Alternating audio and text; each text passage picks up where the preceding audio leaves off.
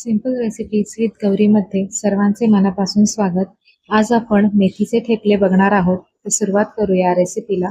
त्यासाठी मी इथे 2 मोठे वाडगे गव्हाचं पीठ घेतलं आहे.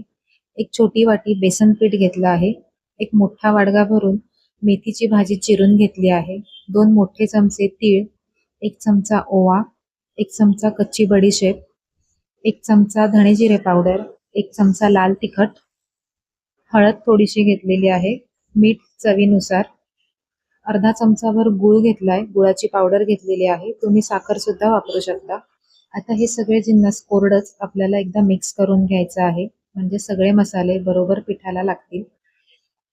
सगळे मिक्स करून झाल्यानंतर यामध्ये 2 मोठे चमचे तेल घालत आहे मी. साधं तेल आहे, गरम वगैरे केलेलं नाहीये. हे सुद्धा आपल्याला पिठाला छान असं चोळून घ्यायचं आहे 1-2 मिनिटासाठी. आता यामध्ये मी एक छोटी वाटी दही घेणार आहे. 10 रुपयाचा दह्याचा जो कप येतो तो एक मी घेतलेला आहे. दही सुद्धा आपल्याला यामध्ये घालून पिठाला छान मिक्स करून घ्यायचं आहे. दह्याचा आंबटपणा आणि मगाशी मी जो थोडासा गूळ घातला, तर आंबट गोड अशी चव ही ठेपल्यामध्ये छान लागते. आता दही मिक्स करून झाल्यावर लागेल तसं राहिलेलं पीठ मळायला आपल्याला पाणी वापरायचं आहे. खूप जास्त पाणी एका वेळेला घ्यायचं नाहीये. थोडं थोडं पाणी वापरून पीठ मळायचं आहे. तर हे बघा, हे पीठ मी इथे थोड्या थोड्या पाण्याचा वापर करून मळून घेतलेलं आहे. वरतून शेवटला थोडंसं तेल लावून मिनिटभर आणखीन मळायचं आहे. खूप जास्त घट्ट किंवा खूप जास्त पातळ असं आपल्याला पीठ मळायचं नाहीये. मीडियमच ठेवायचं आहे. आता याचे आपल्याला गोळे करून घ्यायचे आहेत. लिंबाच्या आकाराचे किंवा त्याच्यापेक्षा थोडंसं किंचित जास्त असं हा आपल्याला गोळे करून घ्यायचे आहेत. आता त्याला तेल लावून घ्यायचं आहे गोळ्याला आणि आपल्याला ठेपला लाटायला सुरुवात करायची आहे. तुम्ही पिठाचा वापर सुद्धा करू शकता. तर मी इथे तेल लावून घेतलेलं आहे आणि आता याचा ठेपला पातळ असा लाटायचा आहे. ठेपला सुद्धा खूप जास्त मोठा किंवा अगदीच लहान करायचा नाहीये. आपल्या चपातीपेक्षा थोडी आतली साईजमध्ये लाटायचा आहे. तर बघा, इथे मी पातळ असा हा ठेपला लाटून तयार केलेला आहे. तुम्ही बघू शकता किती पातळ लाटला आहे तो. आता याला आपण भाजून घेऊया. तवा गरम करून घेतलेला आहे.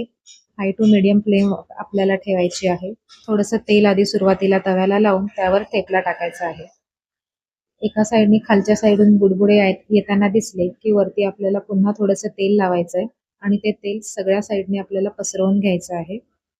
ठेपला दुसऱ्या बाजूला पलटी करायचा आहे आणि दुसऱ्या साईडून सुद्धा तेल सोडायचं आहे.